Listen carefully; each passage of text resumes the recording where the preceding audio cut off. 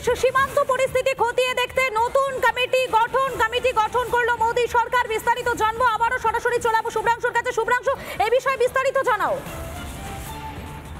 দেখো, এই যে ঘটনাটা আমরা যেটা বলছিলাম বারবার যে কথাটা বলছিলাম, সীমান্ত অঞ্চলে একটা পরিস্থিতি তৈরি হচ্ছে।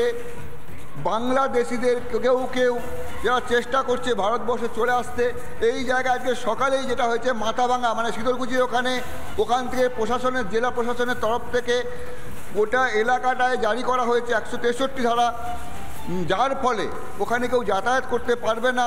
কেননা ওই অঞ্চলটা যে বর্ডার যে জায়গাটা আছে, সেখানে যে কেউ যে কোনো সময় চলে আসতে পারে, অনুপ্রবেশ হতে পারে। কেননা বাংলাদেশের পরিস্থিতি মোটেই ভালো নয়।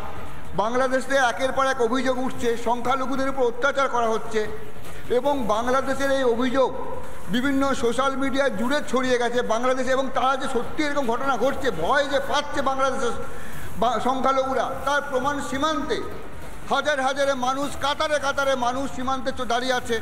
ঠিক এই সময়টায় ভারত সরকার যেটা করছে, ভারত সরকার যেটা চিরকাল করে থাকে, সংখ্যালঘুদের যাতে কোনোভাবে সংখ্যালঘুরা যেন নিরাপত্তা বিঘ্নিত না হয়, তা যেন ঠিক করে থাকতে পারে, মানবিক ব্যাপারগুলো দেখাশোনা করা হয়। এই জায়গায় দাঁড়িয়ে আজকে একটা সোশ্যাল মিডিয়া পোস্ট এসছে, যেটা নিয়ে বলা হচ্ছে, সেই সোশ্যাল মিডিয়া পোস্টে বলা হচ্ছে ভারত সরকার বাংলাদেশ সরকারের সঙ্গে যে বিষয়ে যোগাযোগ করবে, কথা বলবে এবং একটি কমিটি করা হয়েছে এই বিষয়ে। মধুকল্পিতা, একেবারেই ধন্যবাদ। আমাদের সঙ্গে সরাসরি ছিলেন আমাদের সিনিয়র এডিটর শুভ্রাংশু চ্যাটার্জি।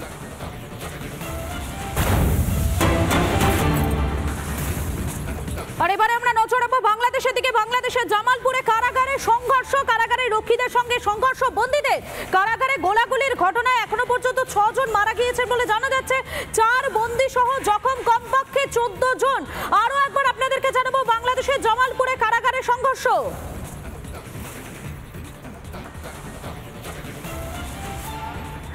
সবাই করেছেন তারা চলে যান, তারা এখান থেকে বিশৃঙ্খলা করবেন না, ভিতরে তারা বন্দী আছে।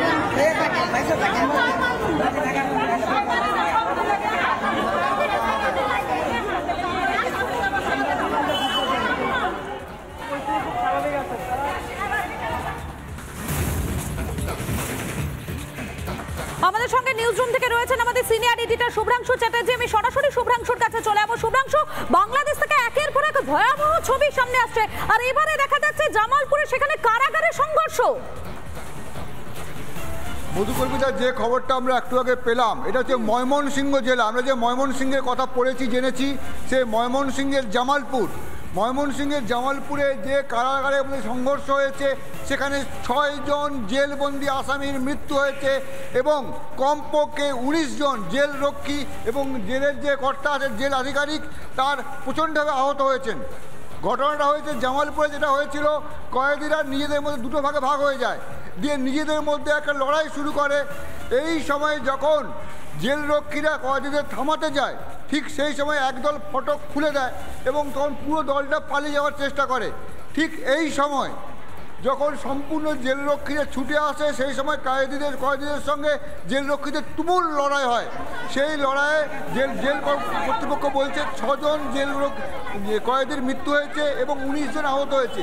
অর্থাৎ বাংলাদেশ জুড়ে যে একের পর এক জেলের এরকম ঘটনা ঘটছে।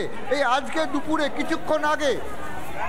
দুপুরে কিছুক্ষণ আগে মধুকল্পিতা, চট্টগ্রামে যে কেন্দ্রীয় সংশোধনাগার আছে, আজকে দুপুর 2টো নাগাদ কেন্দ্রীয় চট্টগ্রামে তুমুল বিক্ষোভ শুরু হয়েছে। সেখানে সমস্ত কয়েদিরা পালিয়ে যাওয়ার চেষ্টা করে এবং পালিয়ে যাওয়ার জন্য ওখানে গোলাগুলি চলছে, জেলরক্ষীদের সঙ্গে কয়েদিদের লড়াই চলছে, ঝামেলা চলছে। এখনো অবধি যদিও চট্টগ্রামের জেল কর্তৃপক্ষ জানাচ্ছে অবস্থা তাদের আয়ত্তে, কিন্তু এখনো পর্যন্ত যা খবর, গোটা এলাকায় তুমুল উত্তেজনা, সম্পূর্ণ লড়াই থামেনি, লড়াই চলছে। একের পর এক ঘটনা চলছে বাংলাদেশে। এর আগে কুষ্টিয়া, কাশিমপুর, একের পর এক জেল ভেঙে কয়েদিরা পালিয়েছে। অর্থাৎ গোটা বাংলাদেশ জুড়ে তুমুল যে অভ্যুত্থান হয়েছে, গণ অভ্যুত্থানের কথা বলা হচ্ছে। নতুন সরকার গড়ল, আজকেই তো নতুন সরকার গঠন করা হলো। সেই জায়গায় আজকের দিনই একের পর এক জেল ভাঙার খবর আসছে এবং জেল থেকে কয়েদিরা পালিয়ে, এটা কিন্তু ভয়ে। মধুকল্পিতা, একেবারে যে ছবিগুলো উঠে আসছে একের পর এক, সেই ছবিগুলো সত্যি ভয়াবহ। একদিকে দেখুন বাংলাদেশের জামালপুরের ছবি দেখাচ্ছি, এর পাশাপাশি চট্টগ্রামের ছবিটাও আপনাদেরকে দেখাচ্ছি। চট্টগ্রামে সেখানে কেন্দ্রীয় কারাগারে বিদ্রোহ, কারাগারে সংঘর্ষ, গোলাগুলি, কারারক্ষীদের সঙ্গে সংঘর্ষ, কয়েদিদের কারাগারের প্রধান ফটক ভাঙার চেষ্টা। আমি আবারও সরাসরি চলে যাব, আমাদের সঙ্গে সরাসরি নিউজ রুম থেকে রয়েছেন আমাদের সিনিয়র এডিটর শুভ্রাংশু চ্যাটার্জি। শুভ্রাংশু, যে ছবিগুলো বাংলাদেশের আমরা দেখতে পাচ্ছি, প্রথমে জামালপুর, এবারে চট্টগ্রাম, সেখানেও বিদ্রোহ, সেখানেও কারাগারের সংঘর্ষ, গোলাগুলি। দেখো মধুকল্পিতা, যেটা হয়েছে এই যে বাংলাদেশে যে চলতি যে অবস্থাটা চলছে, বাংলাদেশে যে চলতি অবস্থা, এখানে মোটামুটি কিছুদিন আগে যেটা ঘটনা ঘটেছিল, পুলিশ ছিল না কোথাও, সামরিক বাহিনীর লোকেরা থানায় পুলিশকে পাহারা দিচ্ছে এমন অবস্থা হয়ে দাঁড়িয়েছিল। একটা গোটা রাজ্য, গোটা দেশটা নৈরাজ্যের মধ্যে পৌঁছে গেছে, অরাজক দেশ হয়ে গেছে। বাংলাদেশে পুলিশ নিয়ে এখন সবে নতুন সরকার গঠন হচ্ছে, তারা আশ্বাসন দিচ্ছেন যে সরকার ঠিকঠাক কাজ করবে, কিন্তু এই জায়গায় দাঁড়িয়ে মধুকল্পিটা গোটা বাংলাদেশে একের পর এক কয়েদিরা যারা আছে, আসামিরা আছে, যারা মনে করছে এই সুযোগে তাদের সরকার তৈরি হয়ে যাবে, তার যে বিক্ষোভ হচ্ছে সেই বিক্ষোভের সুযোগ নিয়ে তারা বেরিয়ে আসবে, এবং বেরিয়েও গেছে, বহু জায়গায় বেরিয়েছে, এবং তারা একের পর এক ডাকাতির ঘটনা ঘটছে গোটা এলাকায়। এবং গোটা বাংলাদেশ জুড়ে যে নৈরাজ্যের অবস্থা তৈরি হয়েছে, সেই ছবি আজকে যে আমরা সেই ছবি দেখাচ্ছি, বাংলাদেশের যে ছবি দেখাচ্ছি, একের পর এক কারাগার থেকে আসামিরা বেরিয়ে যাচ্ছে, বেরিয়ে যাওয়ার চেষ্টা করছে, কোথাও মৃত্যু হচ্ছে, এবং এর আগে বেরিয়ে গেছে কাশেমবাজার, কুষ্টিয়াতে। এবং এই জায়গায় দাঁড়িয়ে যে অভিযোগটা বারবার উঠছে, মধুকল্পিটার যে খবরটা বারবার আসছে, গোটা দেশ জুড়ে ডাকাত বাহিনী অত্যাচার চালাচ্ছে সংখ্যালঘুদের উপরে। মধুকল্পিতা, একেবারেই ধন্যবাদ। আমাদের সঙ্গে সরাসরি নিউজ রুম থেকে ছিলেন আমাদের সিনিয়র এডিটর শুভ্রাংশু চ্যাটার্জি।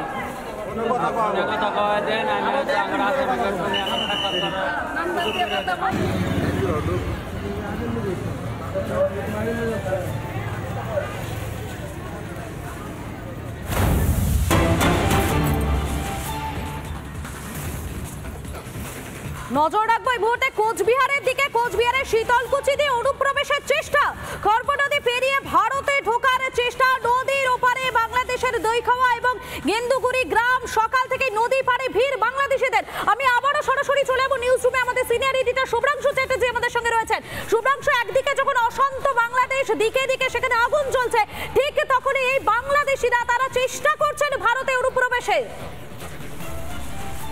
দেখো মধুকল্পিতা, যে খবরটা আমরা এর আগেও দেখেছি, ভয়াবহ পরিস্থিতি, বাংলাদেশ জুড়ে ভয়াবহ পরিস্থিতি।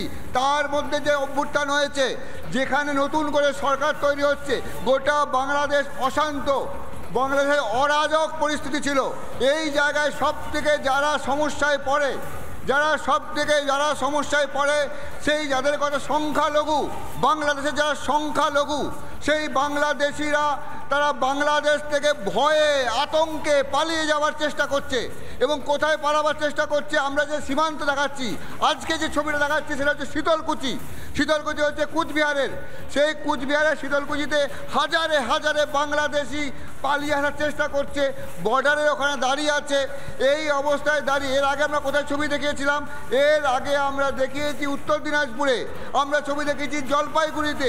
বাংলাদেশের সীমান্ত লাগোয়া ভারতবর্ষে যে একের পর এক জেলাগুলোতে আছে, সেই জেলাগুলোতে তারা চেষ্টা করছে, বাংলাদেশি সংখ্যালঘুরা কোনো ক্রমে ভারতে যদি পালিয়ে আসা যায়, তারা ভয় পাচ্ছে, তারা আতঙ্কিত আছে, এবং একের পর এক সোশ্যাল মিডিয়ায় ছড়িয়ে যাওয়াতে।